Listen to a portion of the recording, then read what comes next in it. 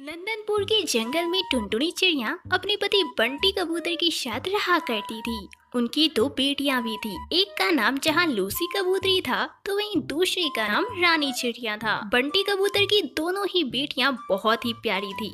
बंटी कबूतर के पास खेती के नाम पर एक छोटी सी जमीन थी जहां पर वह तरह तरह की सब्जियों की खेती किया करता था। एक दिन, सुनो जी बंटी जी, इस बार आप अपने खेत में गाजर की खेती करो। ठंड का मौसम आने वाला है और आपको तो पता ही है कि ठंड में गाजर की कितनी बिक्री होती है। पर टुनटुनी, अगर हमने अपने खेत में अभी गाजर की खेती की तो फसल तैयार होने में काफी समय लग जाएगा। तब तक हम क्या बेचेंगे और क्या खाएंगे? अगर मेरे पास थोड़ी सी और जमीन होती तो मैं इसकी खेती के बारे में जरूर सोचता। अरे बंटी जी, तो इसमें सोचने वाली क्या बात है? मेरे गहने है ना, आप उसे बेच दो और जो पैसे आएंगे उससे थोड़ी सी जमीन खरीद लेना, फिर आप गाजर की खेती कर लेना। वैसे भी बक्से में पड़े पड़े सारे गहने ऐसे ही रखे रहते हैं। अगर वे आपके काम आ जाएंगे तो मुझे बहुत खुशी होगी। कह तो तुम सही रही हो टुनटुनी, पर मैं तुम्हारे गहने कैसे ले सकता हूँ? तुम्हारे माता पिता ने बड़े ही प्यार से तुम्हें वे गहने बना कर दिए थे। नहीं नहीं, मैं तुम्हारे गहने नहीं लूंगा। टुनटुनी, आज तक मैं जैसे खेती करते आया हूँ मैं बस वैसे ही खेती करूँगा। पर ऐसे कब तक चलेगा बंटी जी? ऊपर से साहूकार का कर्ज भी बढ़ता जा रहा है हम पर। हमें कर्ज भी तो चुकाना है। ठीक है टुनटुनी, अगर तुम इतना ही कह रही हो तो मैं तुम्हारे गहने गिरवी पर रखकर कुछ पैसे ले लेता हूँ, और अगर गाजर की पैदावार अच्छी हुई और हमें मुनाफा हुआ तो तुम्हारे गहने मैं वापस छुड़ा लूंगा। अगले ही दिन बंटी कबूतर टुनटुनी चिड़िया के सारे गहने गिरवी रख देता है और उन पैसों से छोटी सी जमीन खरीद कर उस पर जुताई का काम करता है। तभी वहाँ बनवारी हरिया तोता आता है और बंटी से कहता है, अरे ओ बंटी भैया, नए खेत में क्या उगाओगे? हरिया भैया, मेरी पत्नी ने कहा है कि इस बार ठंड में मैं गाजर की ही खेती करूँ, तो बस गाजर की खेती में लग गया हूँ। अरे वाह वाह, ये तो तुम्हारी पत्नी ने बहुत अच्छा सोचा। मैंने भी अपने खेत में इस बार गाजर की ही खेती की है। अगर तुम चाहो तो मेरे पास गाजर के कुछ बीज बचे हुए हैं, मैं तुम्हें बाजार से भी कम कीमत पर वह तुम्हें दे दूंगा। तुम चाहो तो वह ले सकते हो मुझसे। हरिया तोता बड़ा ही दुष्ट पक्षी था। उसे किसी भी पक्षी की तरक्की देखकर बहुत जलन होती थी, इसलिए उसने बंटी कबूतर को गाजर के खराब बीज दे दिए। बंटी कबूतर ने हरिया तोता से गाजर के बीज लिए और बीजों की बुआई अपने खेत में कर डाली। इसी तरह कुछ दिन बीत जाते हैं, पर बंटी कबूतर के खेत में गाजर के एक भी पौधे नहीं आते। यह सब देखकर बंटी कबूतर फूट फूट कर रोने लगता है और रोते बिलखते घर वापस आ जाता है। जब टुनटुनी चिड़िया अपने पति को रोता हुआ देखती है तो वह उससे पूछती है, क्या बात है बंटी जी, आप रो क्यों रहे हो? टुनटुनी, हम बर्बाद हो गए, हम कहीं के नहीं रहे। हमारे खेत में गाजर की एक भी पौधे नहीं उगे हैं, और तुम्हें पता है मैंने गाजर के बीज बनवारी हरिया तोता से लिया था और हरिया तोता ने मुझे खराब बीज दे दिए। अब देखो ना, हमारी फसल भी ना आई, अब हमारा क्या होगा? हरिया तोता बहुत दुष्ट है, उसने मुझे धोखा दिया है, मैं उसे छोड़ूंगा नहीं। बंटी जी, हरिया तोता से लड़ झगड़ कर आखिर हमें क्या मिलेगा? हमें तो और नुकसान ही होगा। बंटी जी, अभी भी कुछ नहीं बिगड़ा है। ये लो, मेरे पास कुछ गाजर के बीज हैं और ये बीज मेरी माँ ने दिए हैं। आप इन बीजों को अपने खेत में बो दो। बंटी कबूतर टुनटुनी चिड़िया से गाजर के बीज लेकर अपने खेत में जाता है और खेत में बीजों की बुआई कर देता है। इसी तरह कुछ दिन बीत जाते हैं और आखिरकार बंटी कबूतर के खेत में बहुत सारे गाजर के पौधे उग आते हैं। यह सब देखकर दोनों पति पत्नी बहुत खुश होते हैं। भगवान की कृपा से हमारे खेत में बहुत सारे गाजर के पौधे निकल आए हैं। अब बंटी जी, हमें इन पौधों का खास तौर पर ध्यान रखना होगा, कहीं कीड़े न लग जाए। दोनों पति पत्नी अपने खेत में लगे गाजर के पौधे की बड़ी अच्छी तरह से देखभाल करने लगते हैं। इसी तरह कुछ दिन बीत जाते हैं। एक दिन बंटी कबूतर की छोटी बेटी रानी चिड़िया उससे कहती है, पिताजी, आज जब आप बाजार जाओगे तो हम दोनों के लिए एक गुड्डा गुड्डी खरीद लाना। ठीक है मेरी लाडू बिटिया, मैं तुम दोनों के लिए गुड्डा गुड्डी लेते आऊंगा। बंटी कबूतर और टुनटुनी चिड़िया दोनों मिलकर अपने खेत से गाजर के पौधे से गाजर निकालते हैं और सभी गाजरों को इकट्ठा करके बाजार में बेचने जाते हैं। उन्हें बहुत अधिक मुनाफा होता है और गाजर बेचकर वे बहुत अमीर हो जाते हैं। और खुशी खुशी अपनी दोनों बेटियों के साथ आगे की जिंदगी बिताने लगते हैं। तो फ्रेंड्स, आपको यह कहानी कैसी लगी आप हमें कमेंट में बताना मत भूलिएगा। केरल के जंगल में राजू कबूतर अपनी पत्नी टुनटुनी चिड़िया के साथ रहा करता था। उनकी एक बेटी भी थी जिसका नाम था रानी चिड़िया। राजू कबूतर के खेत में बहुत सारे लंबे लंबे तार गोले के पेड़ थे जहाँ से वह तार गोला तोड़ा करता था और उन्हें सेठ कड़कनाथ कौवे की मंडी में बेचा करता था।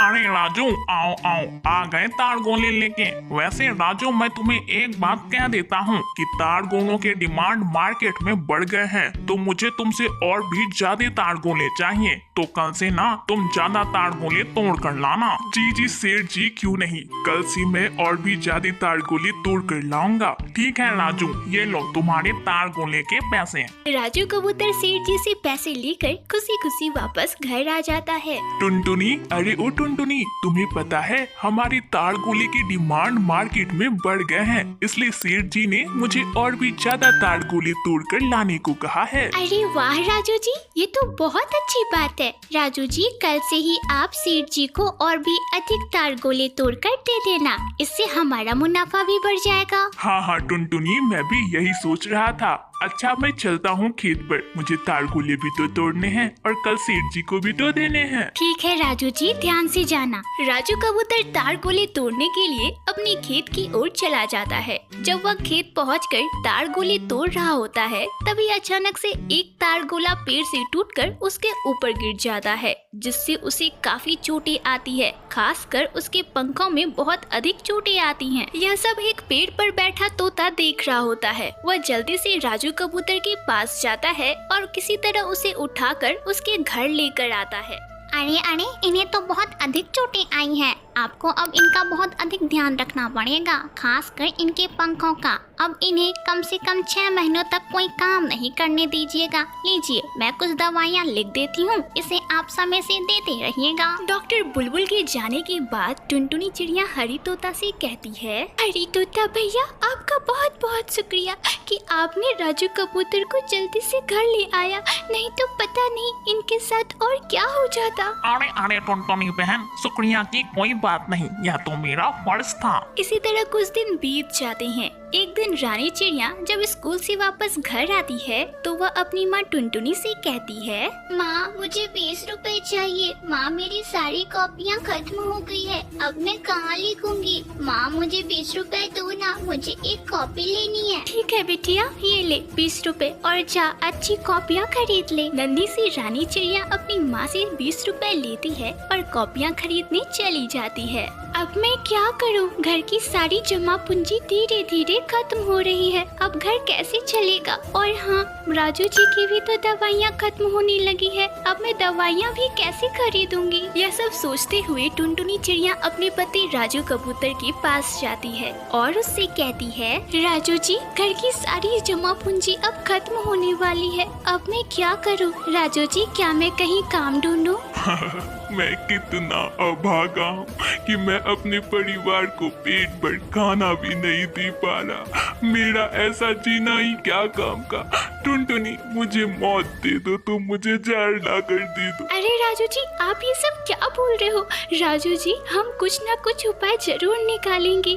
और वैसे भी राजू जी, मैं जब बाजार गई थी तो मैंने देखा पकौड़ों वाले की बिक्री कितनी ज्यादा हो रही थी। राजू जी, क्यों ना मैं पकौड़े का ही व्यवसाय शुरू करूं? टुनटुनी, क्या तो तुम ठीक रही हो, पर बाजार में पहले से ही कई पकौड़े वालों के ठेले हैं। क्या तुम्हारे पकौड़े बिकेंगे? टुनटुनी, तुम्हें कुछ अलग सोचना होगा, कुछ हटके। तभी टुनटुनी चिड़िया की बेटी रानी चिड़िया कॉपियाँ खरीद कर घर वापस आ जाती है। तब टुनटुनी उससे कहती है, अरे रानी बिटिया, तू बता, तुझे क्या खाना पसंद है? माँ, मुझे तो मैगी खाना पसंद है। अरे हाँ राजू जी, क्यों ना हम मैगी के पकौड़े बनाकर बेचें? मैगी के पकौड़े? टुनटुनी, टुनटुनी, क्या मैगी के भी पकौड़े बनते हैं? अरे हाँ हाँ राजू जी, मैगी के पकौड़े तो बहुत ही कुरकुरे और स्वादिष्ट बनते हैं। ठीक है टुनटुनी, अगर तुम्हारी यही इच्छा है तो तुम मैगी के पकौड़े का ही व्यवसाय शुरू कर दो। फिर क्या था, अगले ही दिन टुनटुनी चिड़िया ने बाजार में मैगी के पकौड़े का ठेला लगा दिया। एक अलग किस्म की पकौड़े को देखकर जंगल के सभी पक्षी टुनटुनी चिड़िया के ठेले पर आने लगे और उससे मैगी के पकौड़े खाने लगे। अरे वाह वाह वाह टुनटुनी आंटी, आपके मैगी के पकौड़े तो बहुत स्वादिष्ट हैं। वाह वाह वाह आंटी, मुझे एक और प्लेट दो। अरे टुनटुनी, सच में तुम्हारे मैगी के पकौड़े तो लाजवाब हैं। बिटिया, मुझे 2 प्लेट मैगी के पकौड़े पार्सल कर दे, घर के लिए लेकर जाऊंगी और बहू बेटी को भी खिलाऊंगी। हाँ हाँ बबली काकी, क्यों नहीं, बस अभी पैक कर देती हूँ। अब टुनटुनी चिड़िया का मैगी पकौड़ा स्टॉल चल पड़ा था। दिनों दिन उसके ग्राहक बढ़ते जा रहे थे। इसी तरह कुछ दिन बीत जाते हैं। अब राजू कबूतर की हालत में भी सुधार हो गई थी, तो वह टुनटुनी चिड़िया का उसके ठेले पर ही मदद किया करता था। टुनटुनी, तुम्हारे मैगी पकौड़े ने तो हमारी जिंदगी बदल दी। अगर तुमने यह मैगी पकौड़े के बारे में नहीं सोचा होता तो आज मैं यहाँ नहीं होता। हाँ बंटी जी, यह तो आपने बिल्कुल सही कहा। खैर जो भी हुआ, भगवान की ही मर्जी थी। अब दोनों पति पत्नी मिलकर मैगी पकौड़ा बेचा करते, जिससे उनकी आमदनी बढ़ने लगती है। अब वे दोनों खुशी खुशी अपनी बच्ची के साथ रहने लगते हैं।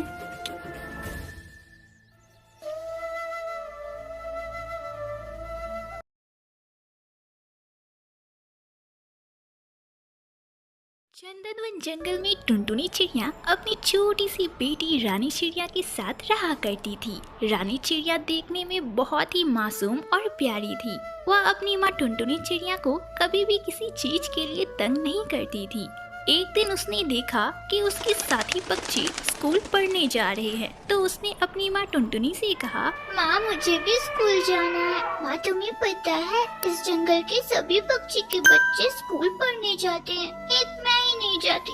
और माँ तुम्हें पता है, वे सभी बच्चे मुझे अनपढ़ अनपढ़ कह के बहुत चिढ़ाते हैं। माँ मुझे भी स्कूल पढ़ने जाना है, तो मेरा दाखिला स्कूल में करा दो ना। ठीक है मेरी लाडो बिटिया, मैं तेरा दाखिला कल ही सरकारी स्कूल में करवा देती हूँ। तुम खूब मन लगा कर पढ़ना। हाँ मम्मी, मैं खूब पढ़ूंगी और तुम्हारा नाम गर्व से रोशन करूंगी। अगले ही दिन टुनटुनी चिड़िया अपनी प्यारी बिटिया रानी चिड़िया का दाखिला एक सरकारी स्कूल में करवा देती है। जब वह उसका दाखिला करवा कर घर वापस लौट रही थी, तभी रास्ते में उसे सुंदरी कौवी मिलती है। और बताओ टुनटुनी बहन, कहाँ से आ रही हो और घर में सब कुछ कुशल मंगल तो है ना? हाँ हाँ सुंदरी बहन, घर में तो सब कुछ ठीक है। वो मैं ना रानी बिटिया का स्कूल में दाखिला करवाने गई थी। बिटिया को ना पढ़ने का बहुत मन है। अरे वाह टुनटुनी, ये तो तुमने बहुत अच्छा किया। अरे लड़का हो या लड़की, सभी को पढ़ना ही चाहिए। अच्छा चलो, अब मैं घर चलती हूँ। इतना बोलकर सुंदरी कौवी वहाँ से चली जाती है।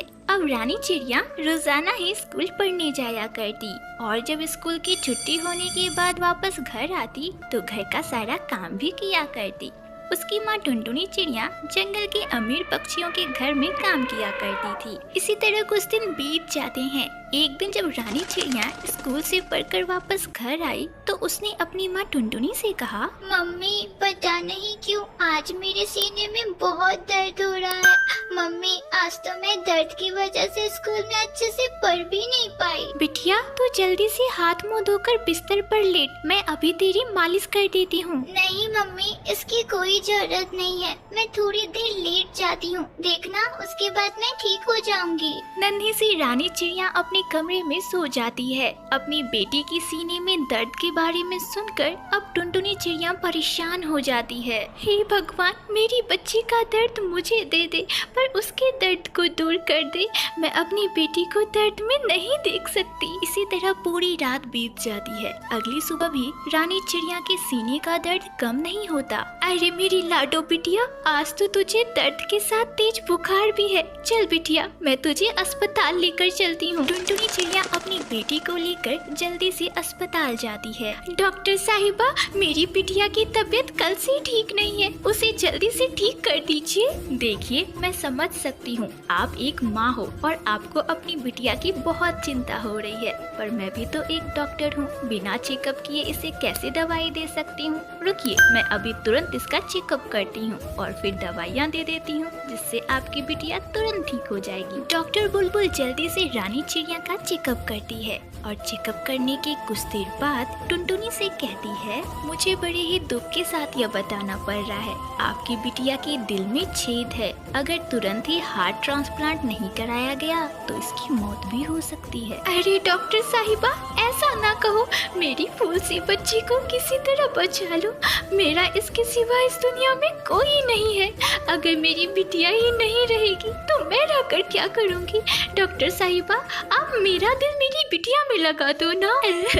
पर डॉक्टर साहिबा, किसी तरह मेरी बिटिया को बचा लो। डॉक्टर बुलबुल टुनटुनी का दिल रानी चिड़िया को लगाने की तैयारी में जुट जाती है। इधर टुनटुनी चिड़िया जल्दी से अपनी बचपन की सहेली मीठी तोती के पास जाती है और उससे कहती है, मीठी मेरी दोस्त, मैं बड़ी ही आस से तुम्हारे पास आई हूँ।